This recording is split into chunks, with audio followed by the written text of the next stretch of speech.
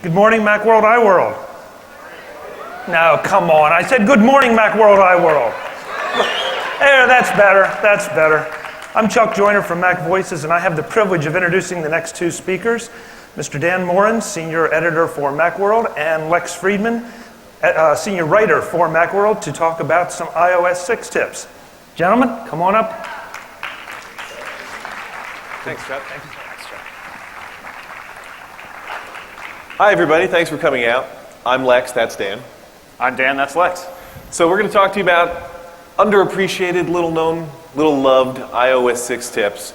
And Dan has staked his personal reputation on the fact that you will at least learn, I think you said seven things you didn't know about iOS so far. One? Yeah, I'm going to shoot somewhere between 1 and 7 of these tips that we're going to go through you will never have heard of before. Otherwise, you're allowed to do whatever you'd like to Dan Moren. With certain restrictions.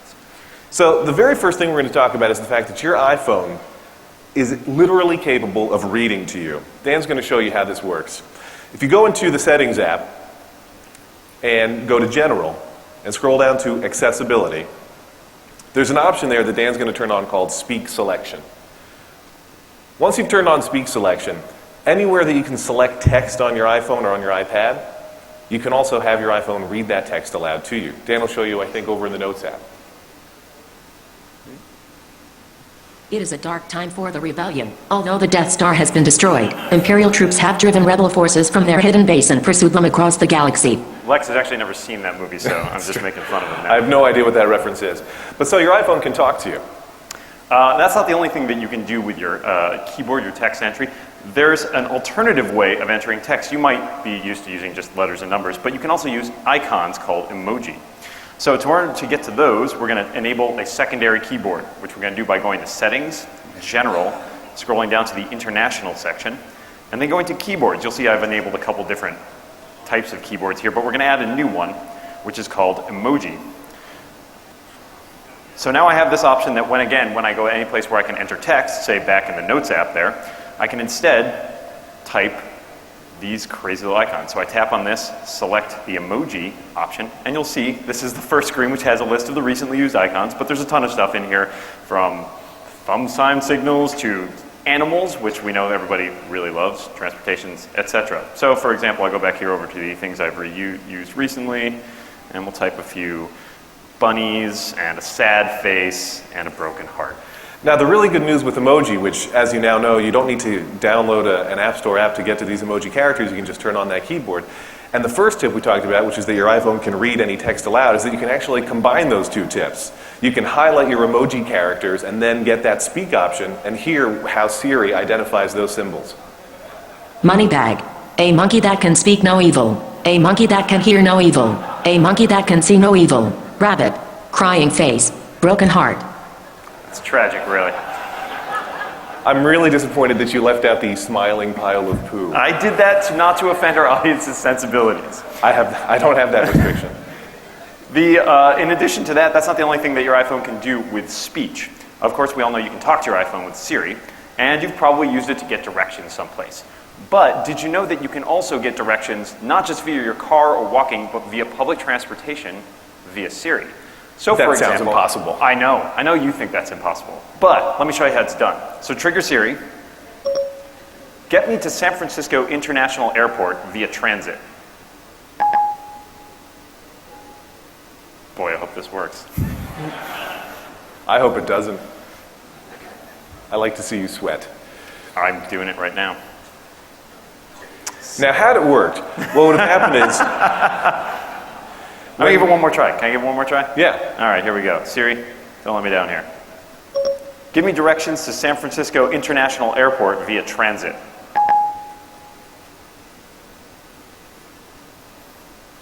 It understood me, which is a step in the right direction. Could you guys all turn off your Wi-Fi? No. Looking right. for places named San Francisco International Airport. There aren't any.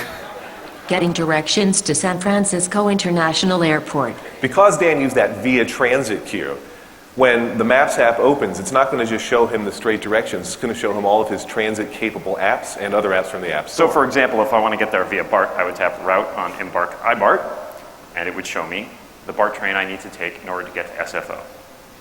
Now, as it turns out, you can use that via transit, or as Dan says, via transit trick, if you prefer to use, say, a different mapping app. If maybe you've decided for whatever reason you're not a big fan of Apple's own Maps app and you want to use Google Maps, when you say, get me directions to SFO via transit, you can choose Google Maps as your destination, as your app for routing instead. Get me to SFO via transit. Siri's a winner today, let me tell you. Whatever they're paying her, it's too much. All right. Well, you can trust. You would have been there. You could have seen the Google Maps option, tapped on it. We're going to give Siri one more chance here, which is to say this is a new feature that came out recently with iOS 6.1, which is that in addition to doing things like making your reminders and adding to your notes, Siri can now actually let you buy movie tickets. You don't say. I do say. In fact, Siri let me show you how that doesn't works. Siri, what's playing at the Metreon?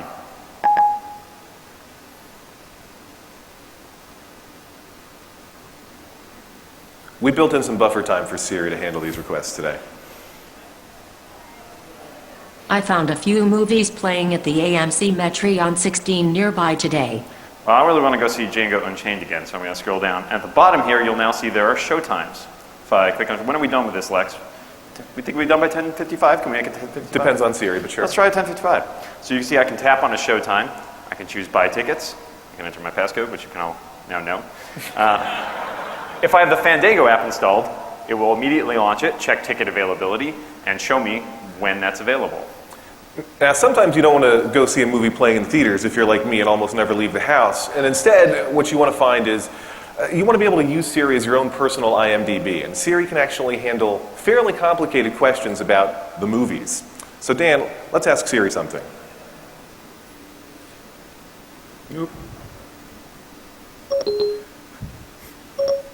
Show me movies starring Susan Sarandon and Tim Curry.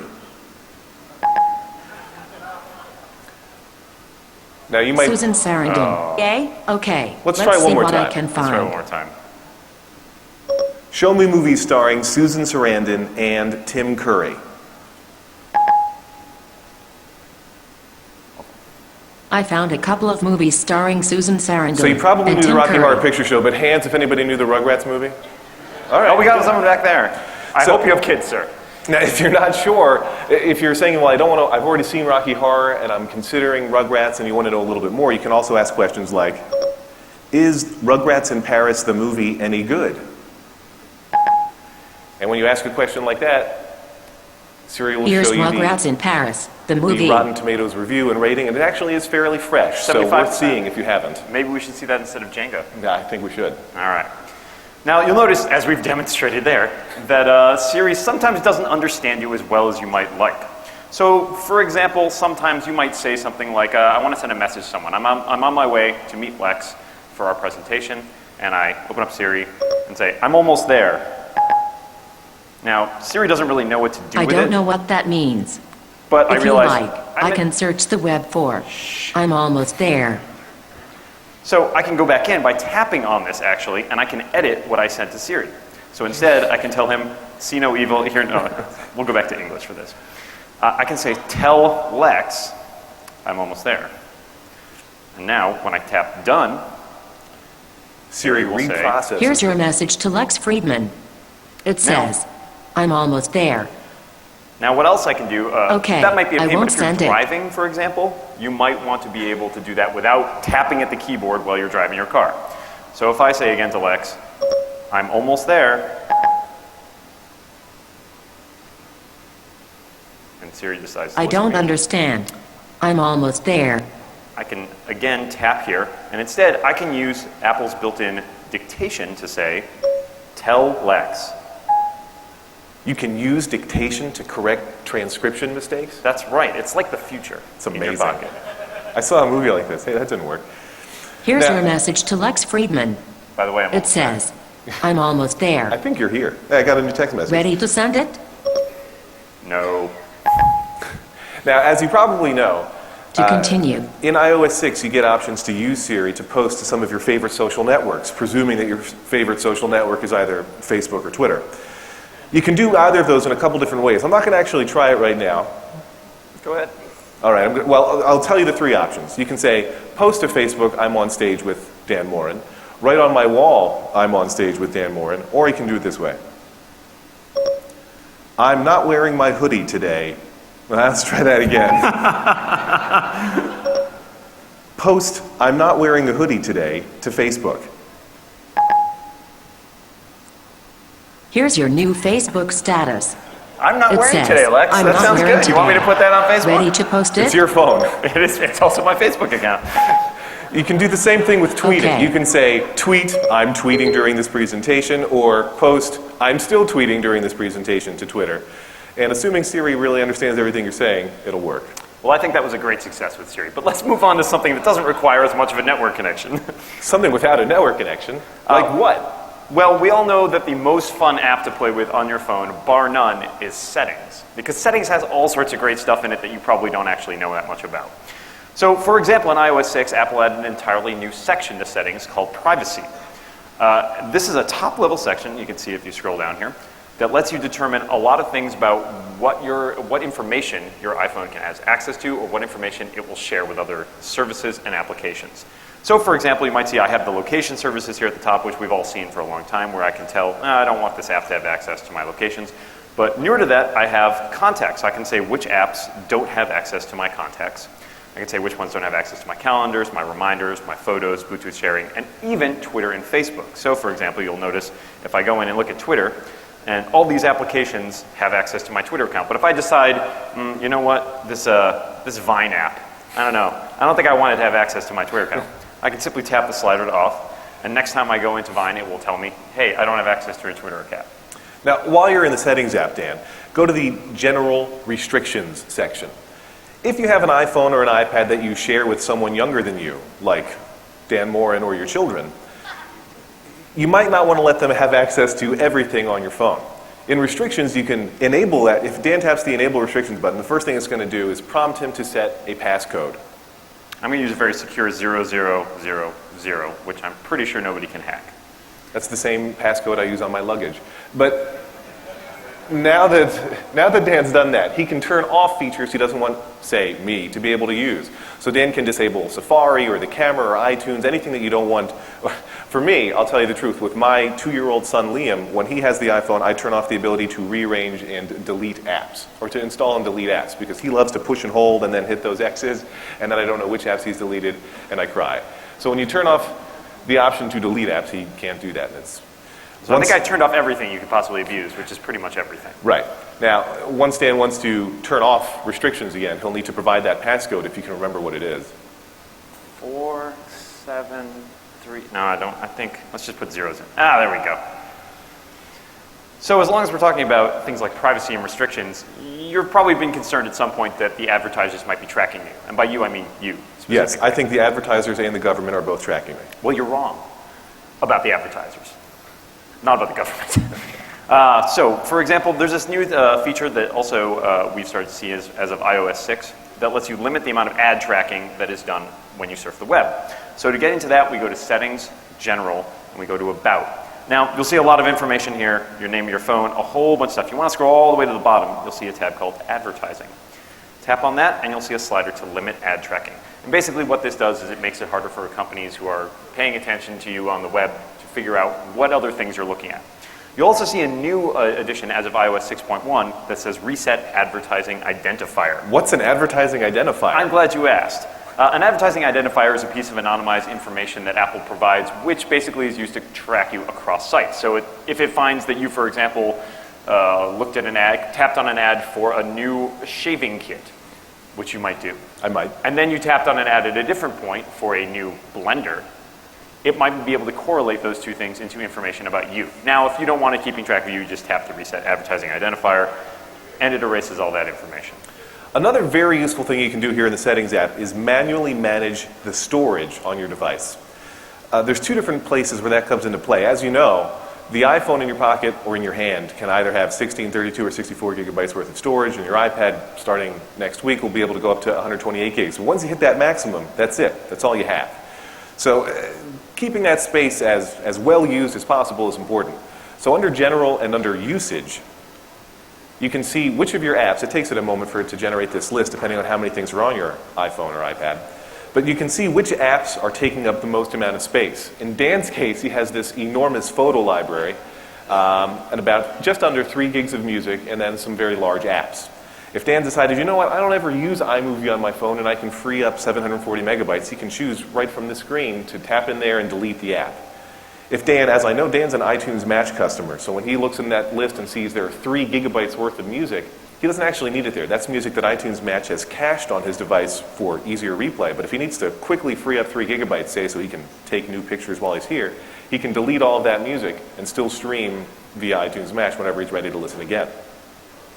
While we're here, we can also manage our iCloud storage.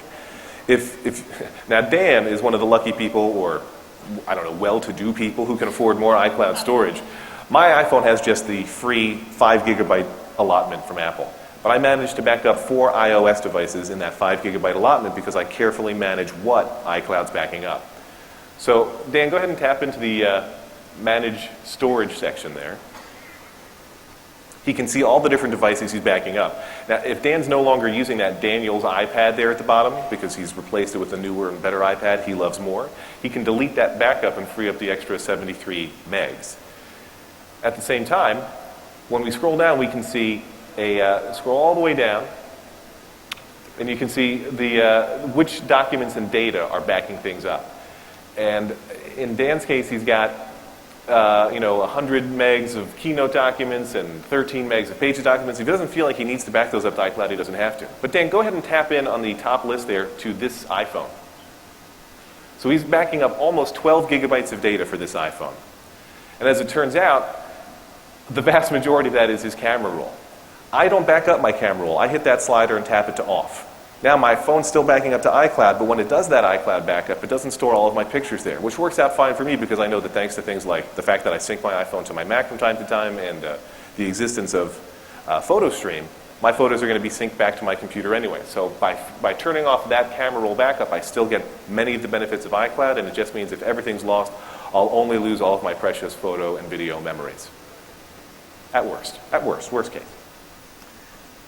So we talked a little bit about things that you can do to prevent kids, for example, from accidentally doing something they shouldn't have, like installing apps, deleting apps. But sometimes you want to hand off your iPhone or your iPad to your kid and have them use it without accidentally, say, hitting the home button and leaving the game they're playing, and then being confused and unable to know how to go back into it. Or maybe you want them to use something like a Safari, but don't want them to have the ability to enter new URLs. You can do this using a feature that's actually designed for accessibility called guided access. So we're going to go into Settings, we're going to go into General, we're going to scroll down to Accessibility, and we're going to find guided access. So we're going to turn this on. And basically the way this works is when we're in any application, we can triple click. So for example, let's open up, say, Safari here. I can triple click to turn on guided access. Now this gives you a little different interface, and what it lets you do is not only turn off certain elements of the hardware, so if I tap options down here, you'll see that the hardware buttons are always turned off. I can also disable touch or motion controls. But in addition, what I can do is use this kind of interface to select parts of the screen that I don't want them to have access to. So for example, if I don't want them to tap any of the buttons at the bottom there, I can sort of draw a circle around it, and it will create a little line that says, okay, I'm disabling this part of the interface. So that way when I tap Start, and I set a passcode so that they can't turn it off easily, I'm going to use my same 0000. Very secure. It'll tell me guided access on. You'll see the bottom of the screen is now sort of grayed out. So if I start tapping on that, it doesn't do anything. And that way, I can also leave via the home button. It tells me guided access is enabled. So if your kids are playing a game, they can't accidentally leave the game or accidentally tap on, say, the settings part and then charge a whole bunch of in-app purchases to Alexa's credit card. Right. I don't know why my kids have access to your credit card, but Nor do I. It's a problem. When Dan's ready to leave guided access, he can triple tap the button and then enter in that passcode again and get back to using his phone normally. Now there's another benefit to guided access too.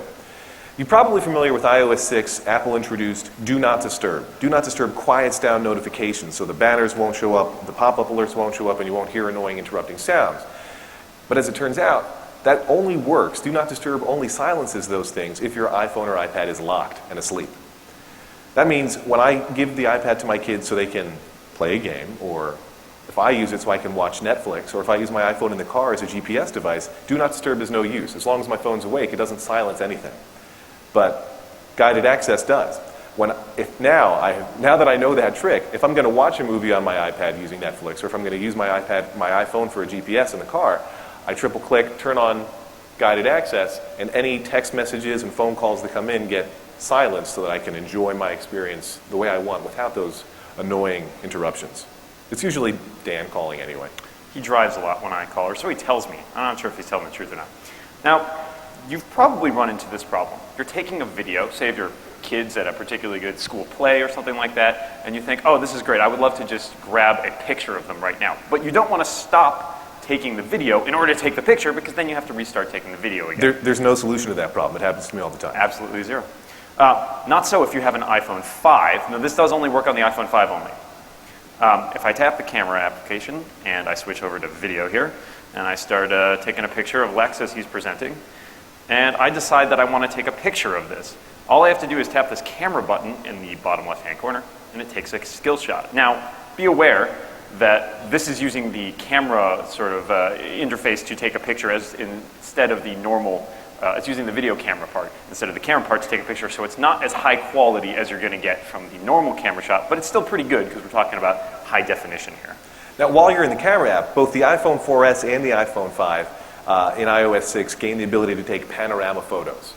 And when you go to take a panorama photo, as you've seen, the iPhone wants you to move it slowly, drag it slowly around, and you try to keep that line centered. But it always wants you to go from left to right. If you're ready to take your panorama photo, but you want to start on the right side, it's very easy to switch. You just tap one time on that little direction interface, and now you can start your panorama in the opposite direction. This is totally going to fail, but I'm going to try it anyways. I'm really bad at these, and every time I take one, it ends up looking like somebody is, some sort of creature from the abyss. But I'm going to try to take it this time. And is it possible you've been taking panoramas? I don't know why I'm all the way back behind me either. That seems crazy. So I've just taken this panorama, and I want to email it to Lex because clearly he needs a copy of it. I'm going to fire up my email program here. Wait, Dan, you're making a mistake. If you want to email me that panorama, you want to go into the Photos app to send it to me. You can't start from the That mail used app. to be the case. That used to be the case. But if I I'll type in Lex Friedman's address here so you can all see it because I want you Feel to know free that. to email me.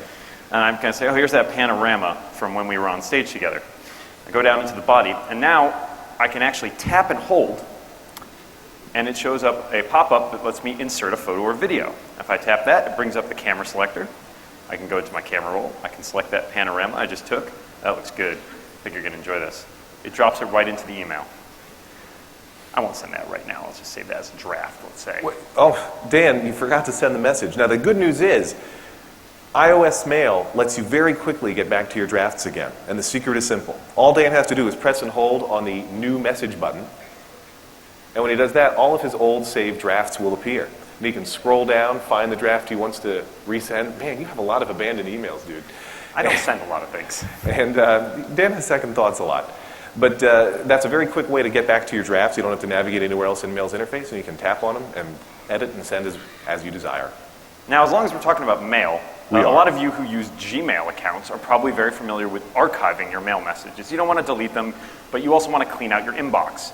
That's pretty handy, but if you don't have a Gmail account, you might think, well, that's a feature I'm not going to have access to. Clearly, only Gmail offers that archiving feature. Wrong, sir. What? That's true. Indeed, if you have an iCloud email set up on your iPhone via IMAP, you can also take advantage of archiving. However, it's a little bit hidden away in the Settings app again, so let's take a little trip. We're going to tap down Settings, and we're going to go all the way back up to General, find our Mail, Contacts, and Calendar section. I'm going to find my iCloud account here. I'm going to tap on the Account again. You can also feel free to email Dan. I'm going to scroll all the way down to this Advanced section, tap on that. I'm going to scroll all the way down again, and you'll see a switch that says Archive Messages. I tap that to On. I tap Done. Done again. And then I switch back to Mail. And you'll notice that when I go and look at a mail message here, let's find something. Here, my friend invited me to the symphony. You'll see instead of having that trash can icon at the bottom, I now have this little file box. And if I tap that, it'll let me archive my message instead of deleting it. But Dan, that means now you can't delete your messages anymore. You can only archive them. What if you do want to delete a message? Well, if I do want to delete a message, like this one, for example, I can tap and hold on Archive, and it pops up a slider that gives me the option to either delete or archive this message. I'm going to choose to archive it because I don't feel like it needs to be deleted. You're a pretty clever guy, Dan. Now, while we're talking about Apple's default apps, let's also take a look at Safari. We saw just a minute ago that in Mail, if you tap and hold on the new message button, you can quickly get to your drafts. Tapping and holding works in other apps, too, for useful features. So if Dan is trying to remember or get back to a page he visited recently but that he's not on now, he can tap and hold on the back button to see his recently visited history. Now, on the iPad, you can go a little bit better. If on the iPad, you've got that little plus icon to open a new tab. If you close a tab and you're regretting that you closed that tab, you wish you could get it back, you tap and hold on the plus icon on your iPad, and you'll get a list of all of your recently closed tabs. But Lex, what if I go back in time and then I want to jump forward to where I was again? Well, Dan, I have some excellent news. You can also tap and hold on the forward button to go forward in time, I think. It's Good true. work. Without even needing a time machine. That's right. Now, as long as we're talking about Safari, you might have noticed that sometimes you run into this problem where you tap on a link and it opens up in a new window, say. So I'm looking through this list of our best of show presentations. Oh, I want to check out this blue Nessie microphone. So I tap and I hold it and I open it. Whoops. Normally I would do this right, which is I tap and I hold it and it opens in a new page. But I might want to keep going down that list and open a bunch of products that I want to take a look at. Well, in order to do that, I can set it up so that Safari lets me open links in the background. So I go in and I tap in Settings, I go out to the Safari section, and you'll see that there's an Open Links option. If I tap on that, I get an option to open in background. That means that next time I go in, if I can go back to that page here, here's my page of all those products I want to look at. Let's check out this cool iPad robot. I tap and hold. I have an open in background. You'll see it animates, drops it back in that little icon down at the right. And now when I open that up, I can tab over, and there's a look at the robot. Now, while we're in Safari, you might not remember, or maybe you don't understand what it means, that iOS 6 includes the ability to view web pages full screen on your iPhone. On this screen? Yeah, it's pretty big. What you want to do is turn your phone into landscape mode. Ta-da. And now, there's so much browser Chrome. There's the URL bar and the tab bar at the bottom that you can't really get a big view of everything that's on that web page. But if Dan taps the full screen button at the bottom right corner, all that other browser Chrome goes away, giving so many more pixels to experience this web page. It's luxurious. I feel like I'm on an iPad. It's an embarrassment of pixels. We were talking about photos a little bit before. Let's talk about. I emailed that photo of that panorama to you, but let's say I want to share with you a bunch of pictures I'm taking at Macworld, iWorld this week. Okay. Well, the easiest way to do that as of iOS 6 is with what's called a shared photo stream. Now, I can create a way. You're probably familiar with Photostream as a way to share pictures among your own devices, but you can also use it to share with your friends, your family, your colleagues, or Lex. I'm all three. He's all three. In Dan's case. So I'm going to create a new shared photo stream with Lex here. I'm going to tap the new button, and I'm going to enter his address, which you're going to see all his addresses there. That's great. And I'm going to call this Macworld iWorld so that he knows which set of shared pictures this is. And this is great if everybody you know that you want to share photos with has an iOS device. But you might want to share photos with someone who doesn't have an iOS device. You probably don't know anybody who doesn't have an iOS device, I realize. Is there anyone? I don't know if there's anybody left. But just in case, there's an option when you're creating a shared photo stream for creating a public website. This basically hosts your photo stream on iCloud.com and lets you share a URL that has a gallery of all those pictures in it. So I'm going to go ahead and turn that on here. I'm going to create this photo stream. Now, if it's public, does that mean anybody can go find the photos that I'm sharing? I'm glad you asked. It doesn't mean that because, in fact, the URL doesn't really have any way of figuring out what it is other than sharing it from the photo stream. So, for example, I'm in my photo stream here. I'm going to go take a picture of you lovely audience out here to remind him that we're being watched by a lot of people. We're going to go into photos. I'm going to go into my camera here. There's my last picture. And I'm going to tap the share button. And I'm going to say add it to a photo stream. And there's my Macworld iWorld photo stream. I'm going to say look at this crowd, just so he remembers, this is his shining moment here. And I'm going to post it in the photo stream. You'll see he's subscribed to my photo stream, and I get a notification. And then Lex will get a notification telling him about that. And he can do things like comment on it, he can like it, and he can tell me that it was the best picture he's ever seen, which I know is true. Hey, the photo just arrived, so thank you for that. You're welcome.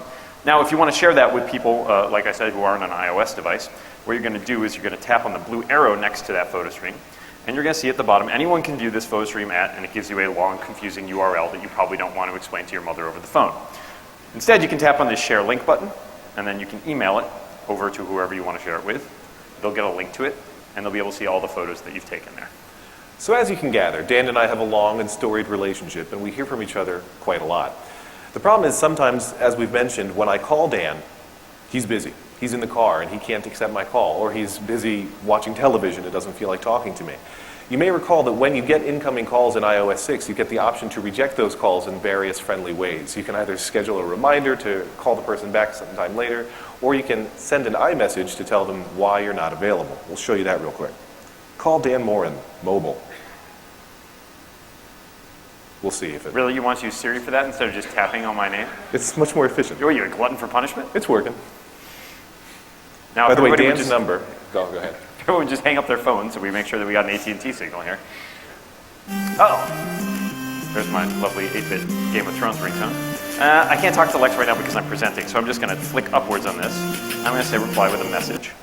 I'm going to enter a custom message here because I don't like any of those particular options and say, hey, we're on stage. And send that to him. Now, you saw that Dan had a couple default options there, and he could also choose to customize one-off for this purpose. If you want to control what those default stock messages are that you can reply with when you're rejecting a call, you can do that too. You go back into our favorite settings app, and you're going to choose the phone section, and there you can choose your reply with message options up at the top. I have one that I put in that says driving, so that I can very quickly reject calls from Dan, whether I actually am driving or not. That happens more than you think, me being on a boat. Now, as we've discussed, we tend to communicate a lot via phone, email, text, and I want to know when Lex is, calling me, even without taking my phone out of my pocket, so I've assigned him a custom ringtone. But I also want to know when Lex is texting me. I don't want to just get my generic text tone alert, because it could be anyone. Maybe I don't want to bother unless it's Lex. But I can also assign a custom tone to Lex's texts as well. So in order to do that, I'm going to open up the phone here. I've got my Lex's contact record, again, with all his information, so just in case you want that. Feel free to visit my house. And I can tap Edit, and you'll see below the section where it's custom ringtone, it says text tone. So I'm going to tap on that, and I'm going to flip through, and I'm going to pick something that I think really tells me about Lex, which is probably this song.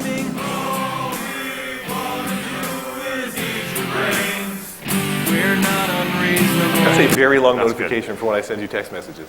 Yeah, well, I want time to respond while it's still playing. I enjoy the song. Do you ever have that? You make a custom ringtone that's so long, it's like I just kind of enjoy the song, so I don't actually answer the phone because I want to listen to all of it. Or I don't want to talk to Lex, which is also perfectly valid. Now, it turns out that if Dan didn't have a song in there that he liked already, you can actually make custom ringtones on your device to use for your friends and loved ones. Did you get GarageBand installed successfully? You know what? I had to turn off the Wi-Fi, so unfortunately not. We're going to try a little swaparoo here. Bear with us for one moment. Hold that one for a second. So if you have the $5 GarageBand app from Apple on your iPhone. Let's see if we can get some video. Oh, there we go. Good. You can create a new song that you'll use then as a ringtone. So if I want, when Dan calls me, for me it's a moment of celebration and joy, so we'll get a little fancy, we'll do a 3-octave range. I want it to sound good. All right.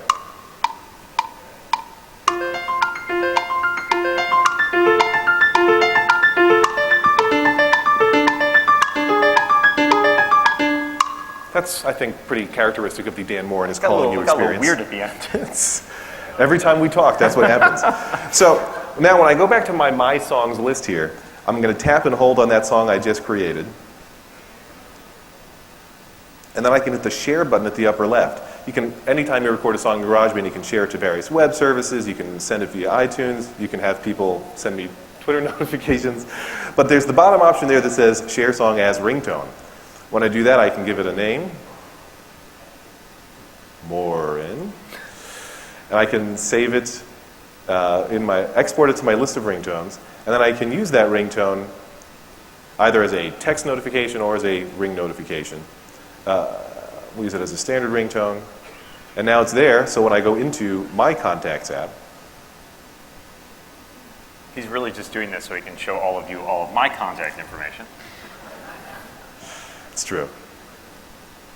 When I go to edit and I want to choose a ringtone, I can now see Moreno, which is apparently what I called it. It's the Spanish version of Dan Moren. And now when he calls me, that's what I'll hear forever and ever. Now, Dan, those two options, the custom text tones we just did and the custom ringtone we just created ourselves, that must be the only customization one can do in terms of knowing when friends are contacting them. Am I right? You might think that's true, but in fact, let's say I want to know that it's Lex calling without ever taking my phone out of my pocket.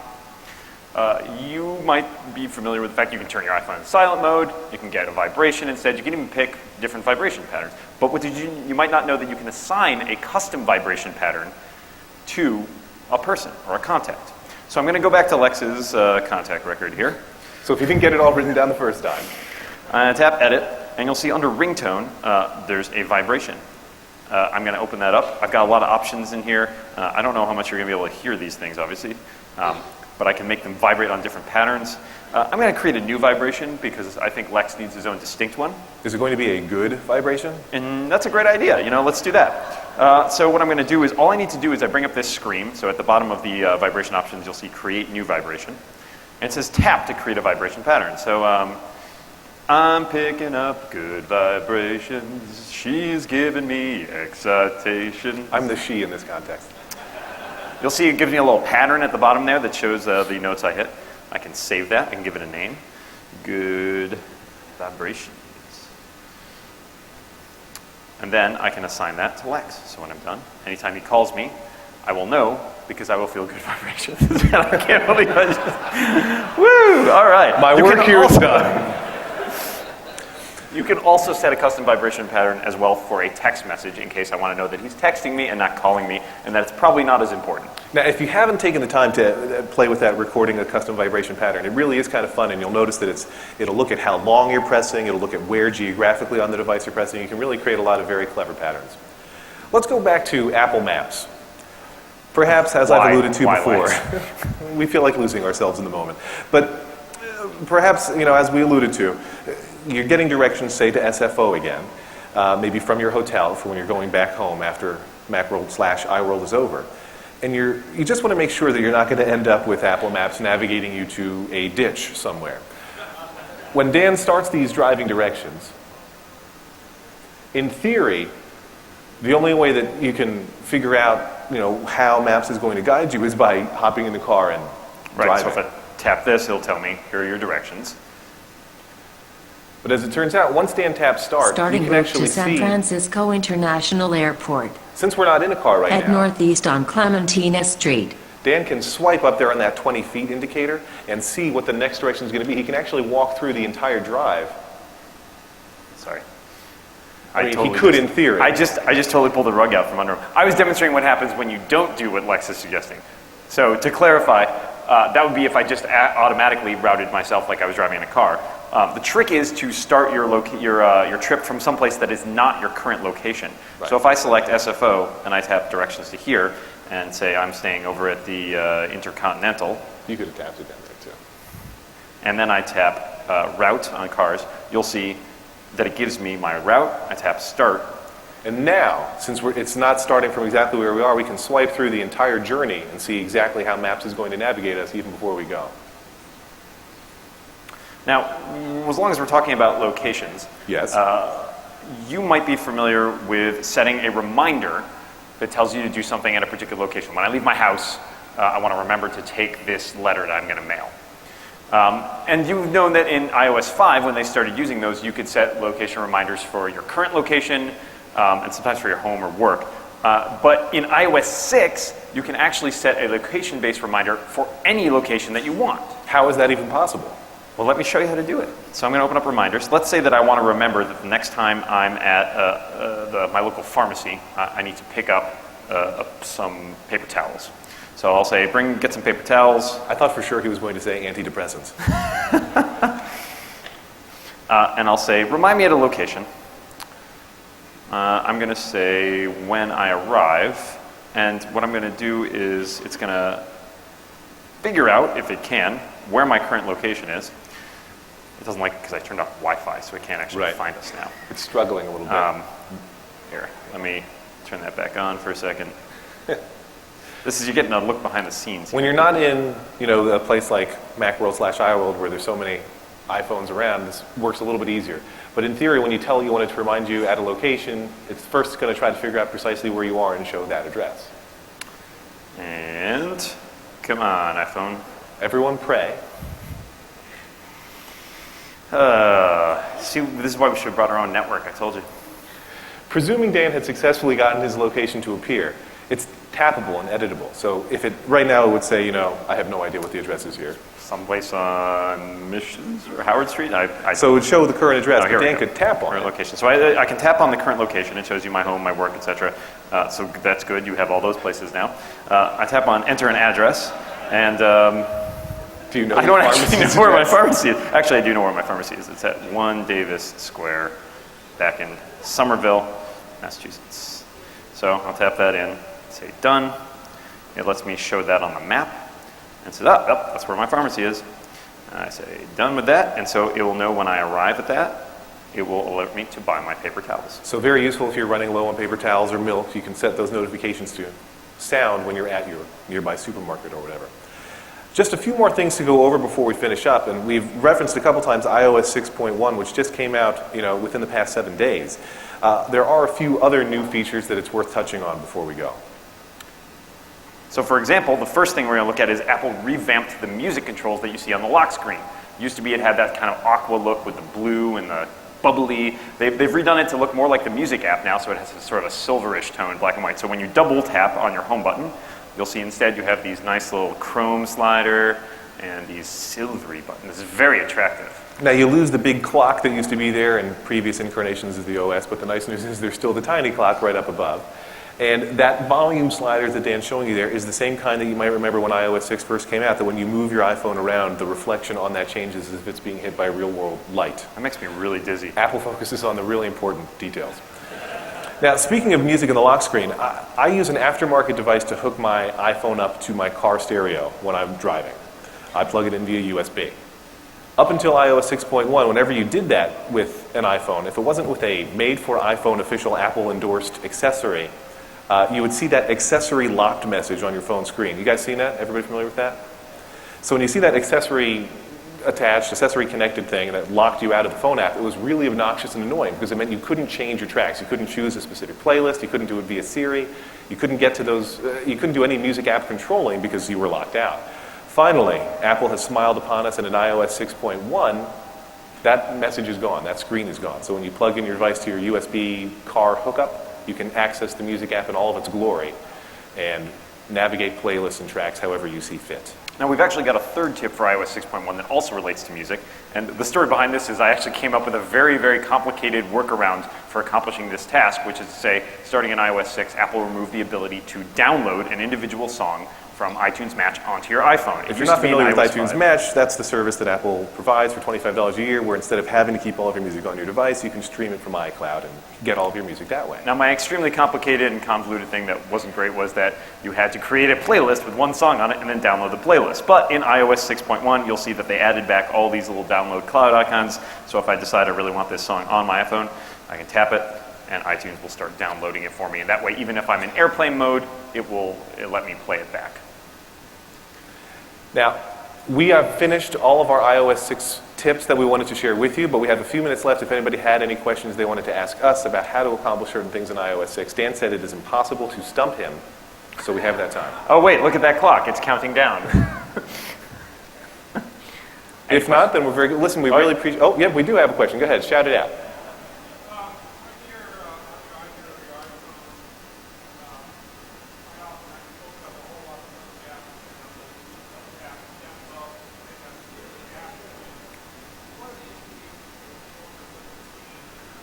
I love that question. So the question was, when you run a bunch of apps, as you'll know, you'll get that multitasking bar that you can double tap and see all of your old apps are there. And eventually, over time, as you use your iPhone or iPad more and more, you'll have 50, 60, 70 apps lined up there.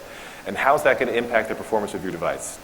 I've heard that sometimes at the Apple Store, Apple's own geniuses will tell customers, you've got to go through and close all those apps. Because when you double tap to bring up that bar and then you press and hold on your dock, they all start wiggling. You can close out those apps. Don't do that. Don't waste your time. There's very, very rare situations where you have to do that. Apple built iOS 5 and now iOS 6 to handle the management of background apps pretty well. Most of those apps that Dan had available in his recently run bar aren't doing anything anymore because they're not going to keep all of those, the iPhone doesn't keep all of those running in memory. There's very limited things they can actually do in the background. They can play music, you can stay on a Skype call, they can send you notifications, but they can't really run while in the background. They get frozen. So in theory, it shouldn't end up taking on any extra resources, shouldn't end up consuming any extra battery life. However, there are rare cases where an app might run amok, and that could help you. But in general, it shouldn't be a problem. The one exception that I go back to that I use is that if you've been using different navigation apps, sometimes they'll keep on navigating after you're done and they'll navigate in the background. So I tend to force quit a Maps app if I've been using it for turn-by-turn directions, because otherwise it can really drain your battery. Do we have another question over here? All right. Is there any way to get Maps to repeat the directions? Which we just said in synchronous. Yes. I had the same question. I was using Google Maps actually when I drove to Philadelphia Airport a couple days ago. I did not find a way to get Google Maps to repeat the directions. I don't know that there is. Does anyone have, can anyone prove us otherwise if we say no? All right, then no. There's no way. Answered. You got another one here in the front in the pink shirt?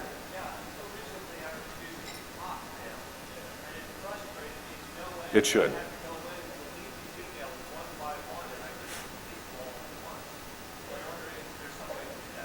So he's using pop email. You want to delete emails one by one.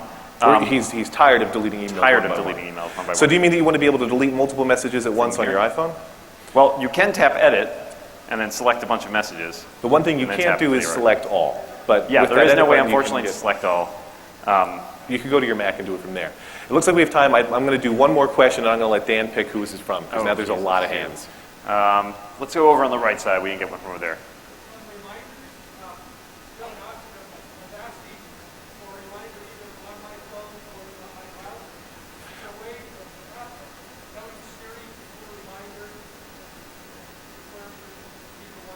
Yeah, so in general, reminders are going to sync via iCloud by default. You have to work extra hard to make sure that reminders aren't syncing via iCloud.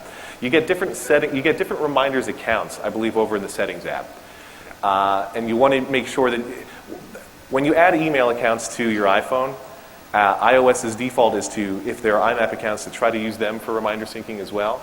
But you can limit your reminders to merely iCloud's offerings, and then they're all going to sync. They'll all be on your device as well, but they'll all sync to your other devices.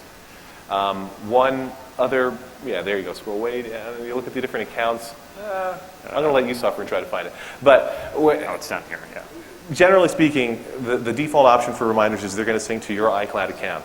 Now, if you're feeling extra powerful, you can set your reminders to share with other users as well. You can't set that up on your iPhone, but you can do it from either the iCloud website or from the Reminders app in Mountain Lion. You can go and create a shared reminders list. So my wife and I have a shared groceries list so that either one of us can add food items to the list when we need them, and either one of us can see that list when we're at the supermarket. All right. I think we're out of time, but we hope you learned at least one new thing about iOS here. And if not, take it up with Dan. Thanks for coming out. Enjoy the rest of the show.